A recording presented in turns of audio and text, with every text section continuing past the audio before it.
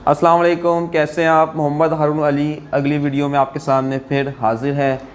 Last video में हमने discuss किया था कि कौन सी प्रॉपर्टी ख़रीदने पर आपका डेफिनेटली नुकसान होगा। हमने one by one her point को डिस्कस किया। आज की वीडियो में हम आपको ये बताएंगे कि कौन सी प्रॉपर्टी ख़रीदने पर आपको फ़ायदा होगा। प्रॉपर्टी जो है ये हमेशा लॉन्ग रन में फ़ायदा ही देती है, नुकसान नहीं देती। लेकिन कुछ फैक्टर्स हैं जिनको अगर आप नज़रअंदाज करेंगे तो आपका अल्टीमेटली नुकसान होगा। और वो लास्ट वीडियो में हमने वन बाय वन एक पूरी चेकलिस्ट डिस्कस की थी, जिसमें हर फैक्टर को हमने वन बाय वन डिस्कस किया था। उस हवाले से हमें आपकी कॉल्स भी वसूल हुई थी, काफ़ी इस हवाले से हमें क्यूरीज हमें वसूल हुई थी। तो उसको अगर आप गो थ्रू करना चाहते हैं वीडियो, ज़ाहिर है वो दोबारा तो नहीं हम डिस्कस कर सकते वो सारी बातें, तो चैनल पे वो वीडियो मौजूद है, so you can review that once again. तो प्रॉपर्टी खरीदते वक्त 6 फैक्टर्स हैं, इस चेकलिस्ट के 6 पॉइंट्स हैं जिसको आपने पेश नज़र रखना है, तो यकीनन आपको फ़ायदा होगा। उसमें जो सबसे पहली the most important number 1 thing is location. आपने घर नहीं देखना, घर की तस्वीरें भी नहीं देखनी, उसकी खूबसूरती बदसूरती को नहीं देखनी। सबसे पहले जो आपने चीज़ देखनी है दैट इज़ लोकेशन। और उसके बाद जो दूसरे नंबर पे सबसे अहम चीज़ जो आपने देखनी है वो है location.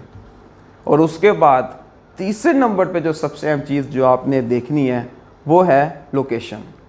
Location location location the most important thing whenever you want to buy property.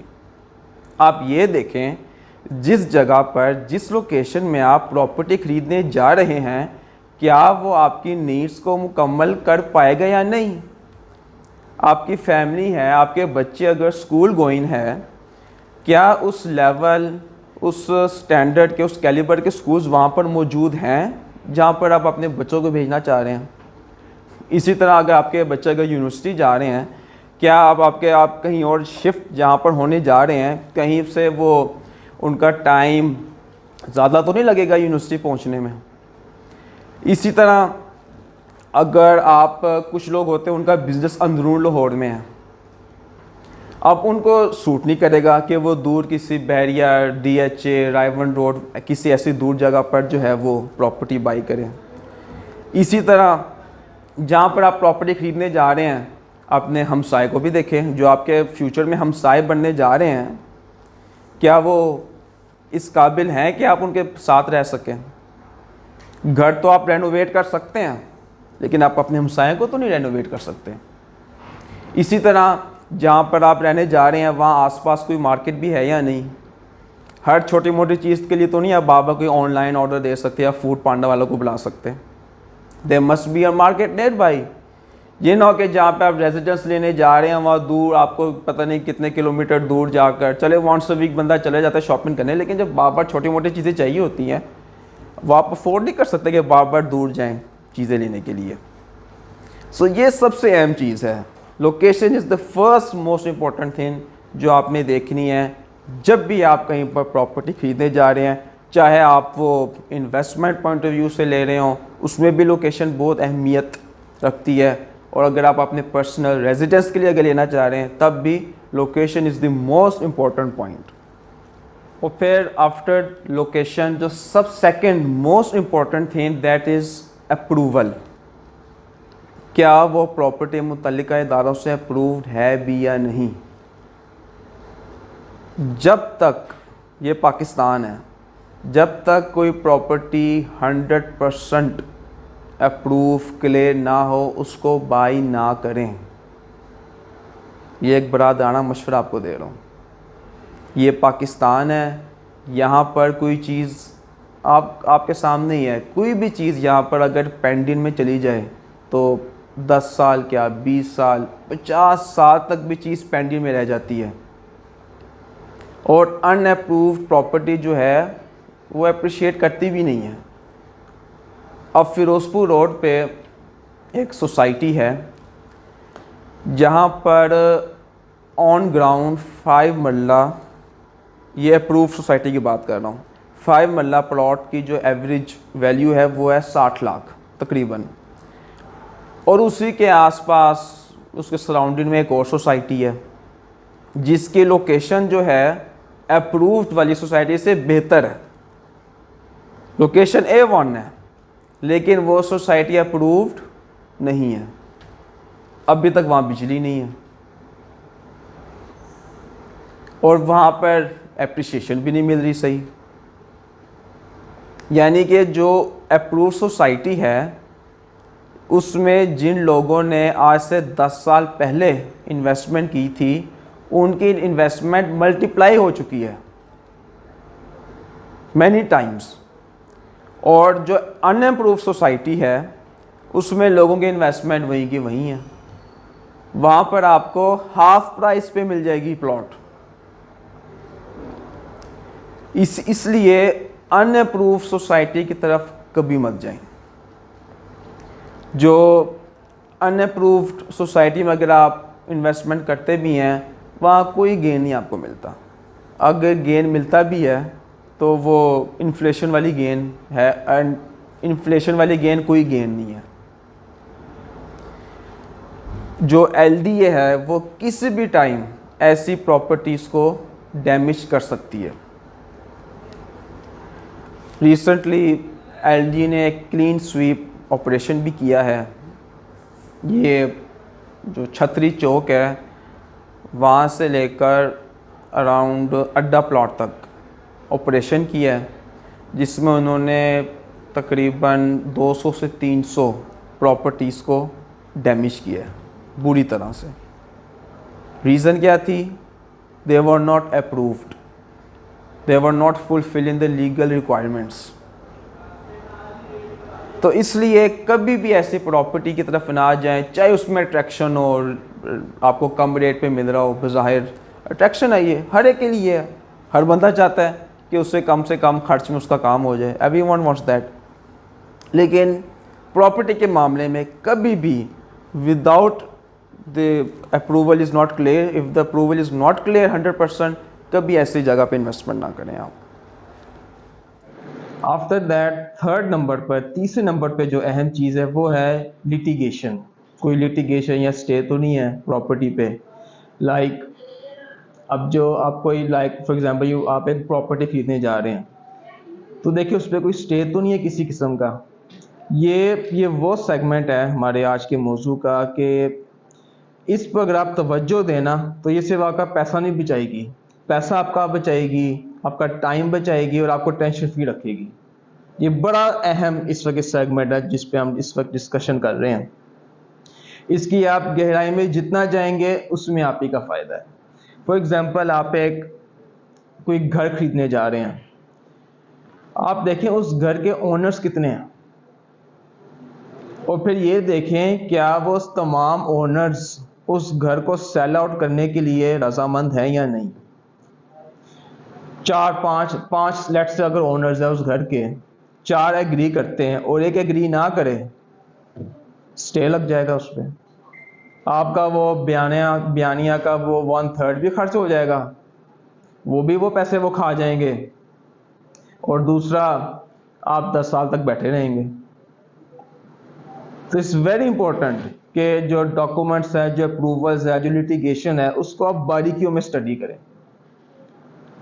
इसी तरह the same is the case with commercial buildings.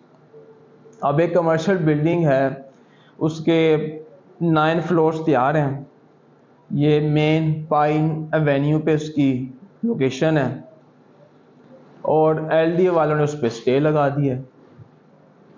9 floors जो उसके कंस्ट्रक्ट हो चुके हैं, मजीद कंस्ट्रक्शन उसकी नहीं हो रही, कंस्ट्रक्शन रुकी हुई है उसकी, क्योंकि LDA वालों ने स्टे लगा दिया और उनको जो है वो नोटिस भेज दिया है। LDA वालों ने 15 करोड़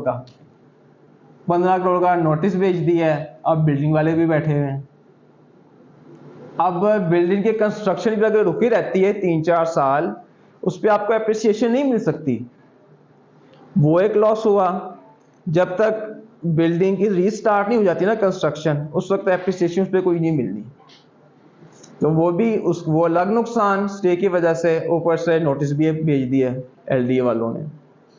तो इसलिए you need to be proactive in this regard, litigation में, डॉक्यूमेंटेशन में, अप्रूवल्स में, इसको चेक किए बगैर अगर आपने प्रॉपर्टी खरीद ली, आप सारी जिंदगी सर पकड़ के बैठ जाएंगे, सुकून के नाम की चीज ही खत्म हो जानी है आपकी जिंदगी से, पैसा भी ज़ाया करेंगे, टाइम भी ज़ाया करेंगे, और मेंटली भी आप टेंशन में रहेंगे सारी ज़िंदगी। नेक्स्ट जो फैक्टर है वो है प्राइस। आपको शुरू में बताया था कि जो प्रॉपर्टी या ज़मीन वो कभी नुकसान नहीं देती, अगर आपने हमारी जो पहली वीडियो है वो देखकर अगर आपने ली हो। लेकिन एक और फैक्टर है वो है प्राइस का। ये ना हो कि आपने घर लेना हो 5 मरले का, पेमेंट आप एक महल के बराबर कर रहे हो आप। So this is also very important factor that needs to be considered. For example DHA का एक फ़ेज़ है जहाँ पर 5 मरले के प्लॉट की वैल्यू है लेट्स से 70 लाख, और आप 70 लाख की बजाय आप उसके लिए 85 या 90 हज़ार पे कर देते हैं। वो जो भी तरीके होते हैं उनके बेचने वालों के, आप उनके बातों में आके, उनके धोखे में आके बजाय 70 लाख के 85 लाख या 90 लाख पे कर देते हैं। तो जो एप्रिसिएशन आपको अगले 3 साल में मिलनी थी वो तो आप माइनस कर बैठे हैं, क्योंकि वो तो आप ऑलरेडी पे कर चुके हैं। अब आपने क्या किया है, आपने अपने ROI में से अगले 3 साल की जो एप्रिसिएशन है वो कर दिया माइनस। ये एक रिसेंटली ये वाक़या हुआ भी है। मेरे एक क्लाइंट हैं, उन्होंने क्या किया, उन्होंने 5 मरले का प्लॉट लिया एंड मार्केट से 10 लाख महंगा ख़रीदा है। अब जो इस वक्त प्रॉपर्टी के हालात चल रहे हैं, अब मैं उनको क्या समझा सकता, अब मैं उन्हें क्या कहूँ, वो तो अब कर बैठे हैं जिन्होंने किया है, अब मैं क्या कर सकता हूँ। अब मैं उनको यही नसीहत ही कर सकता हूँ कि नेक्स्ट टाइम जब आपने इन्वेस्टमेंट करनी हो, प्रॉपर्टी ख़रीदनी हो, एटलीस्ट हमसे कंसल्ट तो करें। हम कब आपको कह रहे हैं कि आप हमसे ख़रीदें, हमारे पास पैनल एक्सपर्ट्स के जो पैनल है हमारे, आप उनसे कंसल्ट तो करते हैं, कंसल्टेंसी तो लेते हैं, मशवरा तो कर लेते हैं, आप करते जो आपने करना है, लेकिन एटलीस्ट हमसे कंसल्ट तो कर लेते हैं। अब मैं उनको यही मैं कह सकता हूँ। अब उन्होंने अपने ROI में से 10 लाख कर दिए माइनस। अब गेन आते आते तो वैसे बड़ा टाइम लग जाता है जिस तरह के हालात हैं। अब उन्होंने जो 10 लाख माइनस कर दिए अपने ROI में से, अब आप खुद अंदाज़ा लगा लें कि उनको कितना वेट उनको करना पड़ेगा। और फिर नेक्स्ट पॉइंट है फ्यूचर स्कोप। बल्कि फ्यूचर स्कोप पे बात मैं ठहर के करता हूँ, मैं एक और बल्कि आपको मिसाल देता हूँ ये प्राइस के हवाले से। हमारे पास एक एरिया है, लेट्स से ये रायवन रोड के सराउंडिंग्स में, वहाँ पर जो अपार्टमेंट है वो मिल रहा है 32,000 स्क्वायर फुट के हिसाब से। यानी कि अगर 2 बेड का अपार्टमेंट जो है 1000 स्क्वायर फुट का, ये पड़ जाता है तकरीबन 3.25 करोड़ का। कितने का? 3.25 करोड़ का। और हैरानगी की बात यह है कि लोग ले रहे हैं लोग ले रहे हैं वो। एक बात देखें, मुझे आप बताएं, लाहौर का सेंटर है गुलबर्ग, वहाँ पे ये रेट है 32,000 स्क्वायर फुट रेट है गुलबर्ग एरिया में। और यहाँ पर आपको रेंटल इनकम भी अच्छा मिल जाता है, अच्छा रिटर्न ऑन इन्वेस्टमेंट आपको मिल जाता है। अगर आपको किसी अच्छी बिल्डिंग में 2 बेड का अपार्टमेंट है गुलबर्ग में, तो 3 से 4 लाख रेंटल इनकम मिल जाता है, आसानी से मिल जाता है।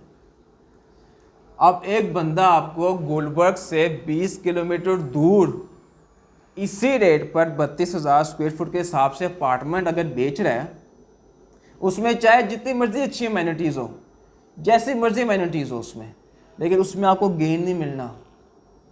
5-6 साल आपको कुछ नहीं मिलना, उस पर रेंटल इनकम भी ना होने के बराबर है, तो 5 साल का कुछ मिलना नहीं है। अब आप मुझे बताएं, कितनी बड़ी हमाकत है ऐसी जगह इन्वेस्ट करना। लोग बस वो अमेनिटीज़ से मुतासिर होते हैं, अमेनिटीज़ की बातों में आके ले लेते हैं। तो इसलिए हमेशा जब भी आप इन्वेस्टमेंट करें इस तरह की, एरिया के ब्रैकेट के हिसाब से आपने प्राइस पे करनी है।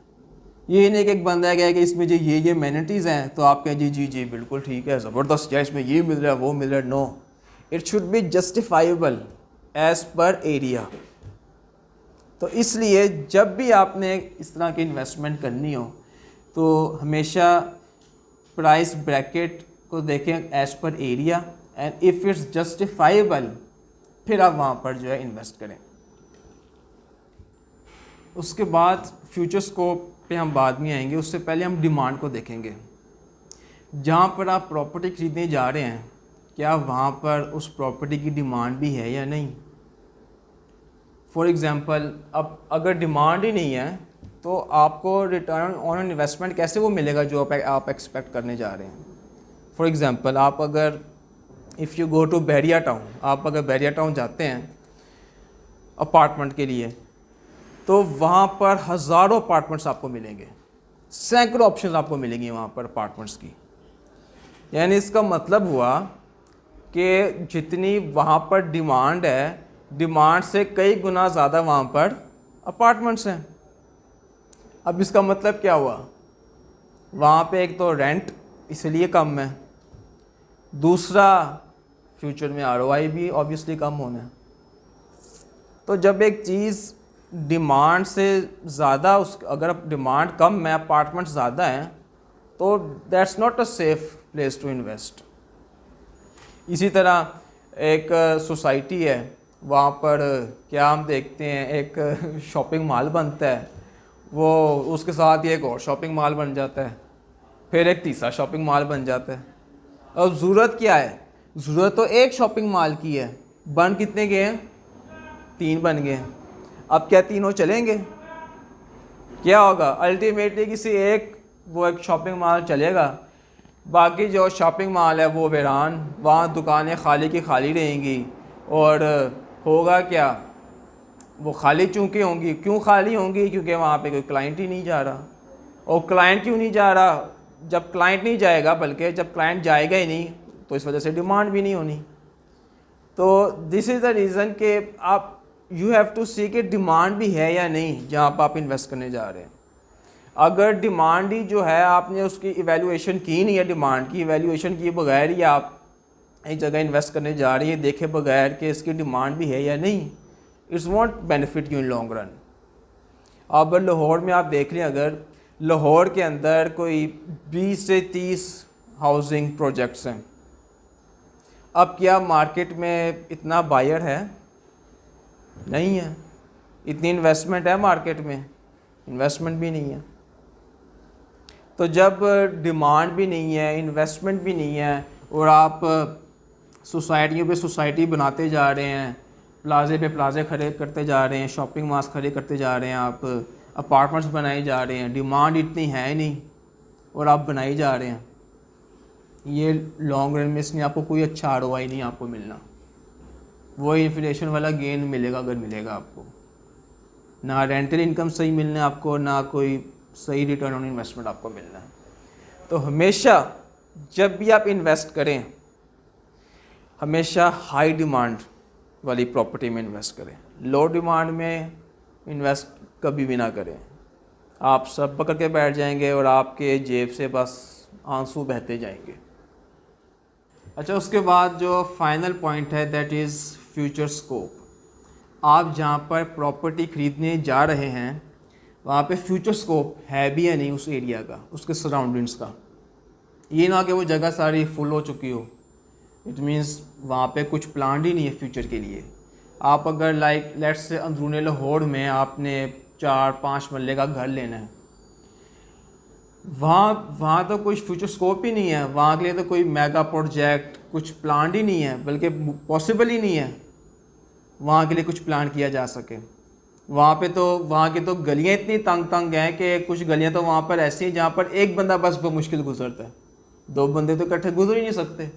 और वो मुश्ताक यूसुफी साहब का मुझे याद आ रहा है, उन्होंने क्या बात की थी कि उन गलियों के बारे में, इतनी तंग गलियां हैं, तो उसके बारे में मुश्ताक यूसुफ़ी ने कहा कि वहाँ पे अगर एक लड़का लड़की इकट्ठे कर गुज़रते हैं उन गलियों में से, तो पता है गुंजाइश किस चीज़ की बचती है उसके बाद? एक निकाह की। इतनी तंग गलियाँ वहाँ पर, बाइकें नहीं गुजर सकती, रिक्शा क्या, गाड़ी क्या, बाइक नहीं गुजर सकती वहाँ से, दो लोग इकट्ठे नहीं गुजर सकते, इतनी तंग गलियाँ वहाँ पे। तो वहाँ तो बंदा तस्वुर ही नहीं कर सकता कि कोई मेगा प्रोजेक्ट है। इसको हम कहते हैं कि इन्वेस्टमेंट वहाँ इन्वेस्टमेंट मैच्योर हो चुकी है, वहाँ पे आपको कोई गेन नहीं मिलना, गेन मिलेगा भी तो इन्फ्लेशन वाला गेन मिलेगा। तो इसी तरह पुरानी सोसाइटियाँ भी आपको मिल जाएंगी जो बिल्कुल फुल हो चुकी हैं, पैक्ड हैं, बिल्कुल कोई फ्यूचर स्कोप नहीं है, वहाँ कोई मेगा प्रोजेक्ट आ ही नहीं सकता। लेकिन अगर आप लाहौर के सेंटर से ज़रा बाहर निकलते हैं, आप ये जोहर टाउन का एरिया है, रायवन रोड का एरिया है, उसके अलावा काला शकाकू का एरिया है, और फ़िरोज़पुर रोड पे आप जाते हैं, यहाँ का फ्यूचर स्कोप है। अब इन एरियाज़ में मेगा प्रोजेक्ट्स प्लान्ड हैं, बिज़नेस सेंटर्स प्लान्ड हैं, शॉपिंग मॉल्स प्लान्ड हैं, काफ़ी मेगा प्रोजेक्ट्स प्लान्ड हैं इन एरियाज़ में। तो ऐसी जगह पर आप लें जहाँ की डिमांड फ्यूचर में बढ़ने का अच्छा इम्कान है, वहाँ पर आपकी इन्वेस्टमेंट होनी मल्टीप्लाई, उसका आपको फ़ायदा होना है। जहाँ पे इन्वेस्टमेंट मैच्योर हो चुकी है, लाइक जैसे अंदरूनी लाहौर है या पुरानी सोसाइटियाँ हैं, ना इन्वेस्ट करें यहाँ पे, फ्यूचर स्कोप को हमेशा देखा करें। अब इसी तरह मैं और भी आपको मिसालें देता हूँ। आप अगर लाइक ये जो जोहर टाउन है, ये जहाँ पर जोहर टाउन का जो एरिया है जहाँ पर ये एम्पोरियम मॉल है, यहाँ पर इस एरिया में कोरियों के भाव बिकती थी यहाँ प्रॉपर्टीज़, कोई ख़ास रेंट नहीं थे यहाँ पर। एम्पोरियम बनने के बाद एम्पोरियम बना, देखते ही देखते घरों की वैल्यूज़ डबल क्या ट्रिपल हो गई, ब्लॉक्स की वैल्यूज़ डबल ट्रिपल नहीं 4 गुना मल्टीप्लाई कर गई, 4 टाइम्स मल्टीप्लाई कर गई। वहाँ पे रेंटल इनकम्स बढ़ गए सिर्फ एक मेगा प्रोजेक्ट आने से। इसी तरह ये आप देखें यूसीपी का एरिया है, फिर ये यूएमटी, ये जो 2 यूनिवर्सिटीज़ हैं, इनके एरियाज़ में भी कोई वैल्यू नहीं थी ख़ास प्रॉपर्टीज़ की। ये 1-2 यूनिवर्सिटियाँ बनी हैं, लोगों ने क्या किया, लोगों ने अपने घरों को कन्वर्ट कर दिया हॉस्टल में, 10 टाइम्स रेंट अब ज़्यादा चार्ज करें वहाँ पे लोग, सिर्फ ये यूनिवर्सिटी बनने से वैल्यू बढ़ गई, वहाँ पे सिर्फ रेंटल इनकम नहीं बढ़े। सो हमेशा जब भी आप इन्वेस्टमेंट करें, you should always analyse evaluate the future scope, फिर आपको सही रिटर्न इन्वेस्टमेंट भी मिलेगा, रेंटल इनकम भी आपको अच्छा मिलना है। So this was the last segment for today. मुझे इजाज़त दीजिए, आप अगली वीडियो में मज़ीद मालूमात के साथ हम हाज़िर होंगे। अब तक के लिए इजाज़त दीजिए। Thank you very much. अल्लाह हाफ़िज़।